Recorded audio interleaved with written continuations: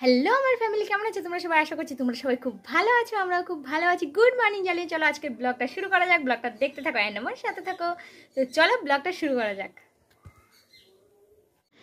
বাসি কাজ সেরে আমি ভাত এখানে বসিয়ে দিয়েছি। এখানে ছিল মাছের তেল, এই কালকে রাত্রে মাছ নিয়ে এসেছিলাম, সেই তেলেই আর কি আজকে রান্না হয়ে যাবে। বলে না মাছের তেলে মাছ ভাজো, তো সেরকমই কিছুটা। আর নিয়ে এসেছিলাম আয়লা মাছ।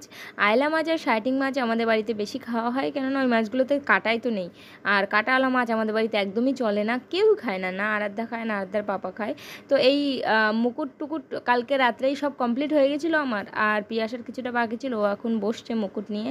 আর আমি আমারগুলো কমপ্লিট করে গুছিয়ে রেখে দিয়েছি প্যাকিং করে। এখন রান্না হবে ঝিঙে দিয়ে, ঝিঙে ভাজবো। ঝিঙে দিয়ে কিছুই হবে না, ঝিঙেটা ভাজবো। আর ওদিকে ভাতও উতরে গেছে, এখন ঝিঙেটা ভাজবো। আর মানে ওই যে মাছ, আয়লা মাছ কালকে একটুখানি হালকা হালকা করে ভেজে রেখেছিলাম।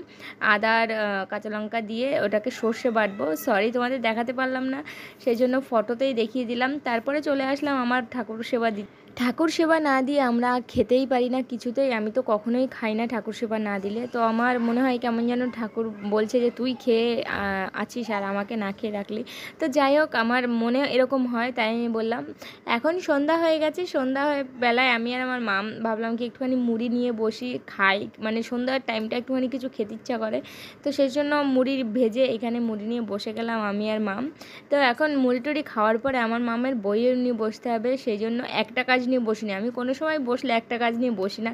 দেখো এখানে আঠা, এই যেই পিঁড়িতে রেখে আমি হটগাম ব্যবহার করি।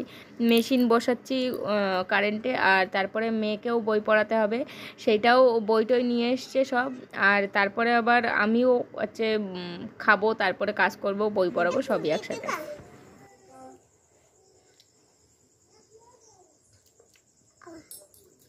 মেশিন বসালাম, আর এখন মেশিনটা গরম হতে প্রায় 10 মিনিট, 10 মিনিট না, 2 থেকে 3 মিনিট লাগবে। তো মেশিনটা গরম হোক, আরাধ্যাকে একটুখানি পড়াই, তার মধ্যে হালকা একটু টিফিনও করে নিই, তারপরে গিয়ে মাল করতে বসবো। আগে আরাধ্যাকে বই পড়াবো তারপরে। আর রাত্রে আর রান্না নেই, দুপুরবেলা রান্না করে নিয়েছিলাম, এখন আর রাত্রে রান্না নেই। তো চলো এখন আরাধ্যাকে বই পড়াই, আর কাজও করি, সব কিছুই করি। আমি একা পড়বো। রাত বাজে 11টা।